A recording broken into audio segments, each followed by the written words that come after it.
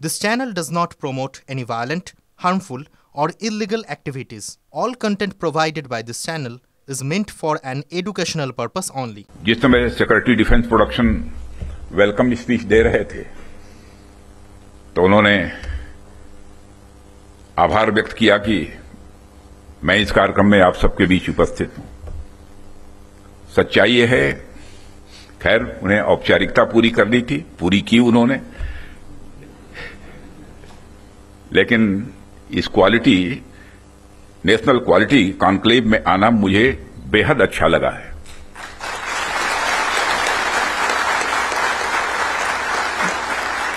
वैसे ordinary conclave में तो हम लोग जाते रहते हैं, तो क्वालिटी कॉन्क्लेव में आने में क्या आपत्ति हो सकती है।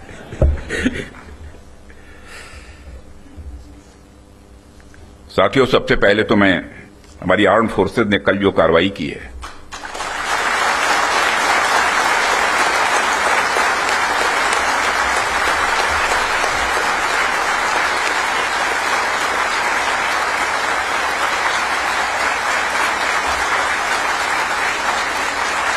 और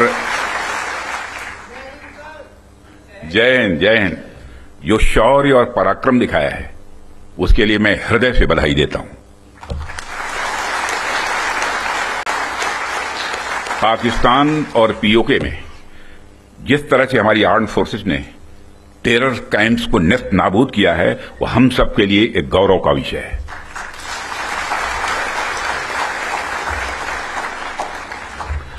साथियों, आप सभी नेशनल क्वालिटी कॉन्क्लेव का आयोजन ये आपका चल रहा है। क्वालिटी की क्या भूमिका होती है, यह क्या रोल अदा करती है, इसका नमूना हमने कल देखा।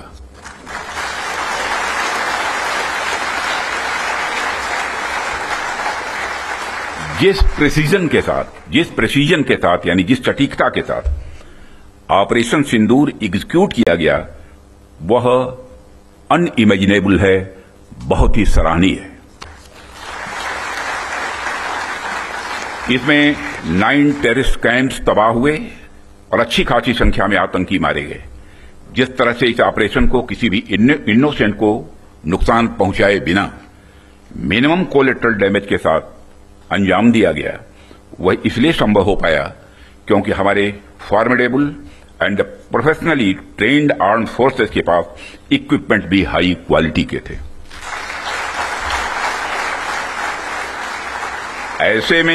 ऐसे में इस क्वालिटी कॉन्क्लेव को मैं बड़े महत्वपूर्ण कॉन्क्लेव के रूप में देखता हूं।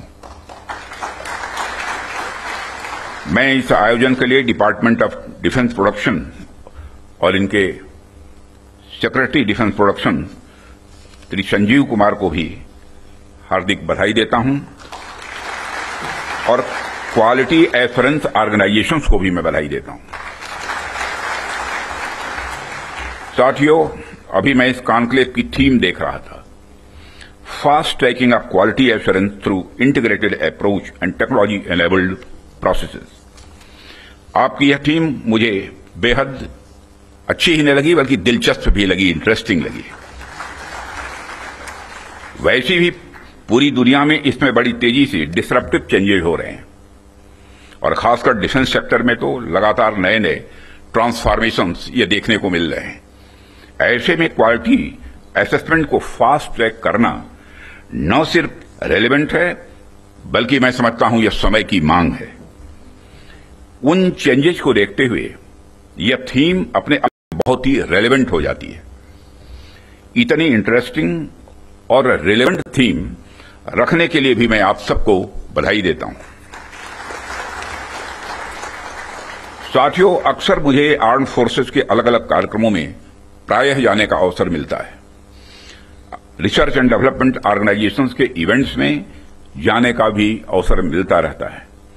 प्राइवेट सेक्टर द्वारा आयोजित कार्यक्रमों में भी मैं प्रायः जाता ही रहता हूं, परंतु आज का यह जो मंच है, यह अपने आप में बड़ा अलग है और एक विशिष्ट मंच है। मैं ये देख रहा हूं कि यहां कई सारे लोग हैं जो अलग अलग फील्ड्स में महारत जिन्होंने हासिल की है, महारथी बैठे हैं यहां। इसलिए मुझे लगता है कि आज की हमारी बातचीत भी कई मायनों में विशेष होने वाली है। साथियों, इस क्वालिटी कॉन्क्लेव की महत्ता और आवश्यकता पर तो मैं आगे चर्चा करूंगा ही, परंतु पहले मैं आपको कुछ ऐसे बिंदुओं से, कुछ ऐसे पॉइंट से अवगत कराना चाहूंगा जो हमारी सरकार की प्रायोरिटीज से जुड़े हुए हैं। 2014 में माननीय प्रधानमंत्री जी के नेतृत्व में हमारी सरकार आने के बाद प्रधानमंत्री जी ने हमें एक अत्यंत महत्वपूर्ण सूत्र प्रदान किया। उन्होंने शुरुआत में ही डिफेंस प्रोडक्शन सेक्टर के एम्पावरमेंट पर विशेष बल दिया।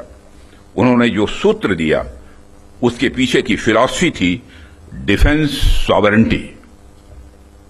डिफेंस सॉवरेंटी का मतलब कि जब तक कोई देश अपनी डिफेंस नीड्स में कैपेबल तथा सेल्फ रिलायंट नहीं होता, तब तक उसकी आजादी पूरी तरह से नहीं मानी जा सकती। जब तक हम अपनी सुरक्षा के लिए इंपोर्ट पर डिपेंडेंट रहेंगे, तब तक कहीं न कहीं हमारी आत्मशक्ति में अधूरापन रहेगा। ये अगर हम अपने हथियार और रक्षा उपकरण विदेशों से खरीदते हैं तो इसका मतलब है कि हम अपनी सुरक्षा को आउटसोर्स कर रहे हैं और उसे किसी और के भरोसे छोड़ रहे हैं।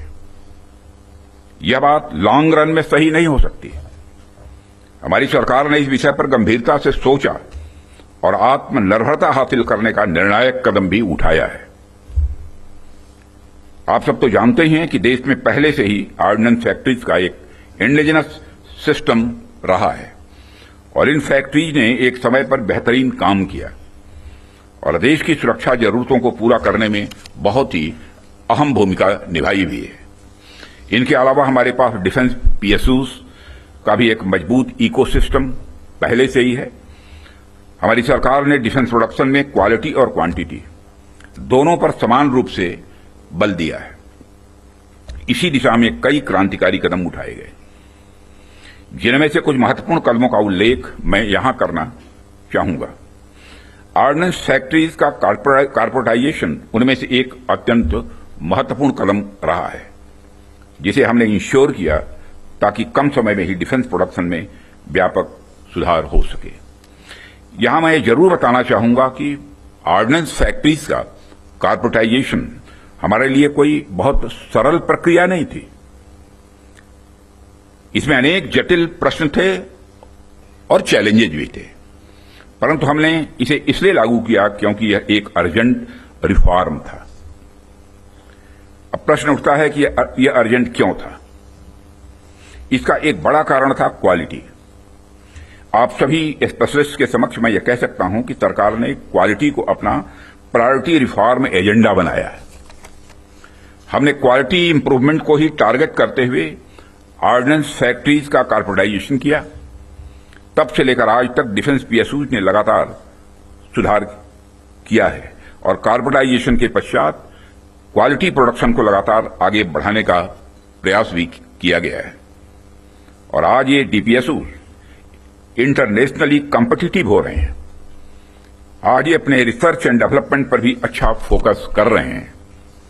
आज ये ऑर्गेनाइजेशन पहले से कहीं ज्यादा वाइब्रेंट और एक्सपोर्ट ओरिएंटेड हो रहे हैं। वैसे तो अभी कुछ कार्य बाकी है, पर मैं इतना जरूर आश्वस्त हूं कि जिस प्रकार पब्लिक सेक्टर में रिफॉर्म के लिए हम प्रयासरत हैं, वह हमें आने वाले समय में काफी अच्छे रिजल्ट्स देने वाला है। साथियों, पब्लिक सेक्टर के डेवलपमेंट के पीछे हमारा एक ही उद्देश्य भी रहा है कि एक healthy competitive private defence ecosystem का विकास किया जाए, जो अपनी क्वालिटी के माध्यम से देश की सुरक्षा को और अधिक मजबूत बनाए। जैसा कि हम सभी जानते हैं कि क्वालिटी को लेकर प्राइवेट सेक्टर की अपनी एक अच्छी खासी इमेज होती है। किसी भी क्षेत्र में प्राइवेट सेक्टर अपनी गुणवत्ता के लिए जाना जाता है। आज चाहे बड़े प्लेटफॉर्म्स हों या सिस्टम्स, एमएसएमईज हों या स्टार्टअप्स, हमने ऐसा प्राइवेट इंडस्ट्रियल बेस तैयार किया है जो देश के डिफेंस सेक्टर के विकास में सक्रिय भागीदार बन रहा है और उसे सशक्त कर रहा है। आज रिलीज होने वाले इंडस्ट्री 4 को भी मैं इसी संदर्भ में देख रहा हूं। यह निश्चित रूप से हमें स्मार्ट मैन्युफैक्चरिंग के एक ऐसे एरा में ले जाएगा जहां से हमारे लिए कई नए डायमेंशंस खुलेंगे। इसी तरह जो दूसरे मैनुअल्स आज रिलीज हुए हैं, जो एमओयू साइन हुए हैं, उनको भी मैं इसी कंटेक्स्ट में देखता हूं। ये सभी प्रयास केवल सरकार के प्रयास नहीं हैं, बल्कि आप सभी का मिला जुला प्रयास इसमें शामिल है, इसीलिए यह संभव हो पा रहा है। साथियों, जैसा कि आप सभी जानते हैं, आज की दुनिया में सिर्फ प्रोडक्ट नहीं बल्कि एक मजबूत ब्रांड वैल्यू भी जरूरी है। जब मार्केट में असिमेट्रिक इंफॉर्मेशन फैली होती है, तब कंज्यूमर भ्रमित हो जाता है, कंफ्यूज हो जाता है। ऐसे में वही ब्रांड सफल होता है जो कंसिस्टेंट क्वालिटी और रिलायबिलिटी का भरोसा देता है।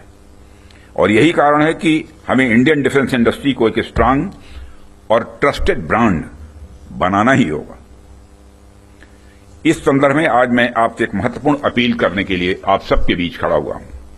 यह अपील है एक मजबूत वर्ल्ड लीडिंग और state of the art brand India का निर्माण।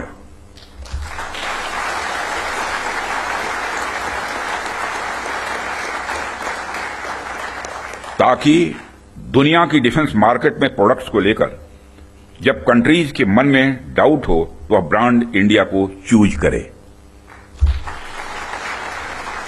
Whenever in doubt, go for India।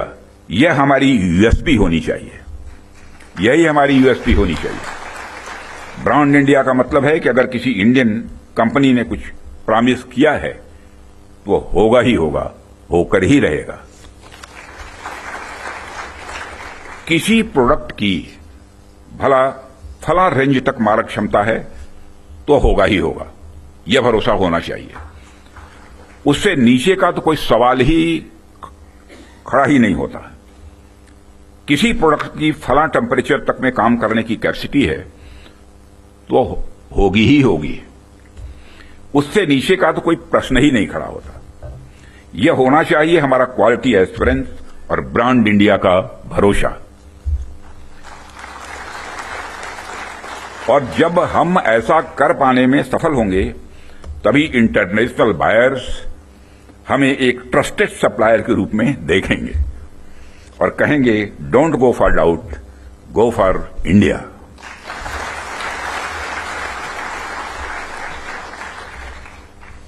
साथियों, मैं समझता हूं कि इस दिशा में प्रयास करने का यह सबसे उचित समय है, क्योंकि इस समय जो परिस्थितियां चल रही हैं उसे आप सब देख रहे हैं। हमारे रीजन में ही आज जो स्थितियां उत्पन्न हो रही हैं उससे आप सभी अवगत ही नहीं हैं, बल्कि अच्छी तरह परिचित हैं। हमने हमेशा ही एक रिस्पांसिबल नेशन होने का रोल बड़े संयम से निभाया है, सदैव निभाया है। हम लगातार इस बात के पक्ष कर रहे हैं कि समस्याओं का समाधान बातचीत के जरिए से हो, परंतु इसका अर्थ यह नहीं है कि हमारी सहनशीलता का कोई नाजायज फायदा उठाए। यदि कहीं कोई हमारे इस संयम का फायदा उठाने की कोशिश करता है तो उसे कल की तरह ही क्वालिटी कार्रवाई का सामना करने के लिए भी पूरी तरह से तैयार रहना होगा।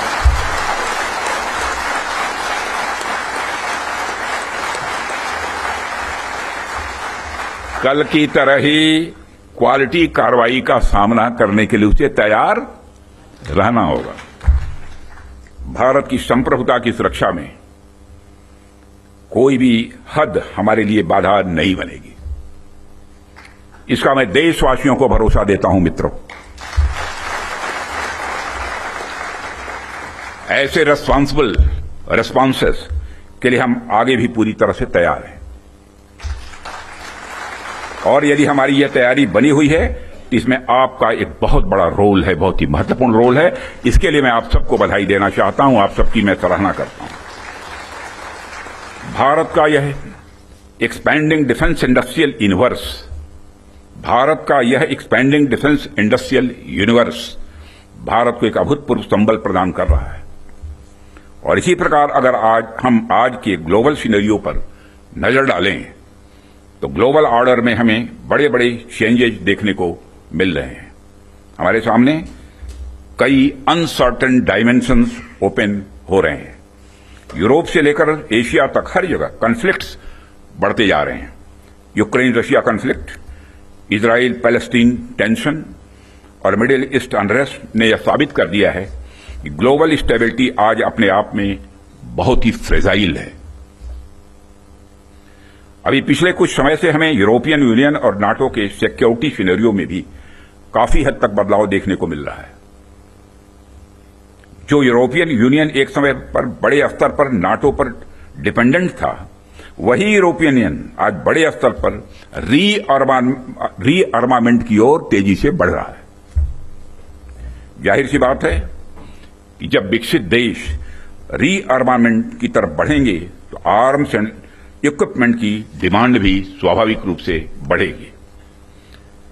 बढ़ेगी क्या, बल्कि मैं यह कह सकता हूं कि यह डिमांड लगातार नई ऊंचाइयां छू रही है।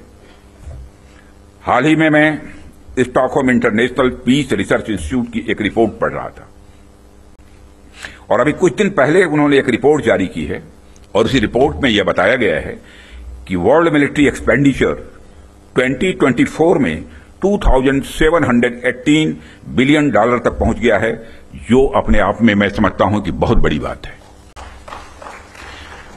यदि मैं और मेरे कहने का अर्थ यह है कि चाहे डोमेस्टिक डिफेंस रिक्वायरमेंट हो या इंटरनेशनल, आज आर्म्स एंड इक्विपमेंट तथा डिफेंस प्रोडक्ट्स की रिक्वायरमेंट पहले से कहीं ज्यादा है और आपके द्वारा किए जा रहे प्रयासों से इस देश का जो डिफेंस मैन्युफैक्चरिंग सेक्टर है वह ब्रांड इंडिया फिलॉसफी के साथ विश्व में अपना सिक्का जमा सकता है। साथियों, ऐसा नहीं है कि यह बात मैं सिर्फ कहने के लिए कह रहा हूं, हमने पास्ट में ऐसा करके दिखाया है।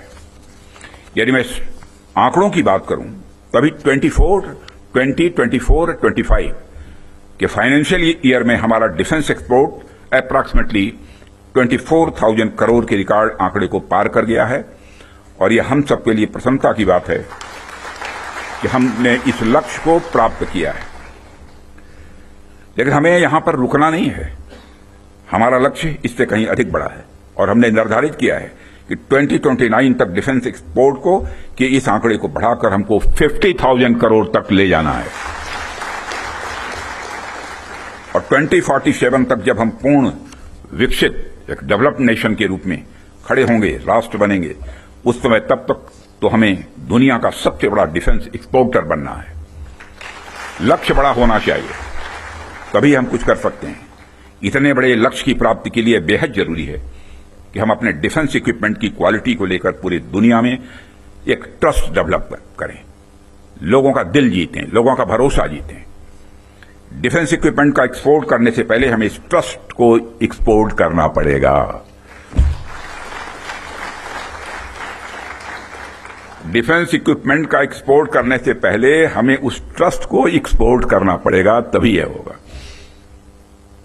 साथियों, उसके लिए हमें क्वालिटी को लेकर किसी पर्टिकुलर डिपार्टमेंट की रिस्पांसिबिलिटी या प्रोडक्शन प्रोसेस के स्टेज तक ही सीमित करके नहीं देखना होगा, बल्कि क्वालिटी हमारी गाइडिंग फिलॉसफी होनी चाहिए, हमारा यह कल्चर होना चाहिए जो डिफेंस मैन्युफैक्चरिंग में शामिल हर डिसीजन, हर डिजाइन और हर प्रोसेस और हर इंडिविजुअल तक अपना इन्फ्लुएंस रखे।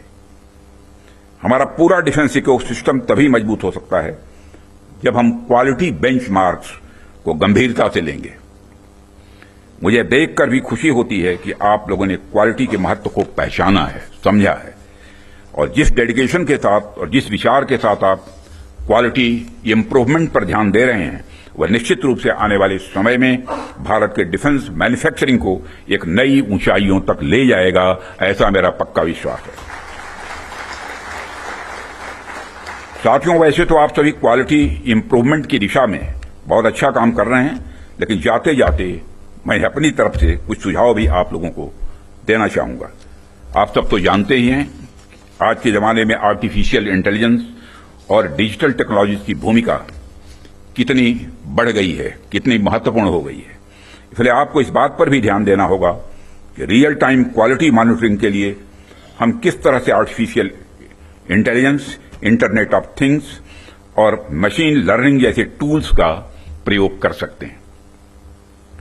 साथ ही साथ इवॉल्विंग ग्लोबल टेक्नोलॉजीज के साथ अलाइन करते हुए हमें अपने जो स्टैंडर्ड्स और टेस्टिंग प्रोटोकॉल्स को भी अपडेट करते रहना होगा। हमें time bound quality assurance clearances पर भी ध्यान देना होगा ताकि किसी प्रोजेक्ट को लेकर अनवांटेड डिले देखने को न मिले। साथियों, मेरा यह भी मानना है कि हमारी क्वालिटी असेसमेंट एजेंसीज को अपनी डेफिशिएंसीज पर भी हमेशा ध्यान रखना चाहिए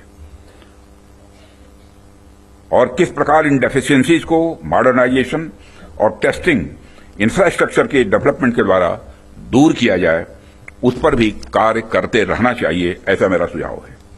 और इस प्रकार नीश टेक्नोलॉजी के क्षेत्र में लगातार गैप एनालिसिस करते रहना एक आवश्यक कदम होगा। डिपार्टमेंट ऑफ डिफेंस प्रोडक्शन और भारत सरकार आपके साथ कदम से कदम मिलाकर चलने के लिए तैयार है और हम आपके फीडबैक का भी स्वागत करेंगे। और सिक्योरिटी डिफेंस प्रोडक्शन के रूप में भी, संजीव कुमार के रूप में भी एक डायनेमिक आपको सिक्योरिटी भी मिला है, यह भी सौभाग्य की बात है। जो क्रोधित नहीं होते बल्कि मुस्कुराते ही रहते हैं, चाहे चैलेंज कितना भी बड़ा हो। और साथियों, हम आपके फीडबैक का भी स्वागत करेंगे। मुझे पूरा विश्वास है कि हम सब मिलकर क्वालिटी असेसमेंट और क्वालिटी एश्योरेंस के आपके प्रयासों को और गति प्रदान करेंगे। मुझे इस बात का भी पूरा विश्वास है, जब हम सब मिलकर प्रयास करेंगे तो निश्चित रूप से भारत ग्लोबल डिफेंस मार्केट के की प्लेयर के रूप में इमर्ज होकर ही रहेगा। यही आज की हमारी कॉन्क्लेव के थीम की प्रासंगिकता है। मैं आप सभी का आभार व्यक्त करता हूं कि आपने इतने रेलेवेंट टॉपिक पर इस कॉन्क्लेव का आयोजन किया।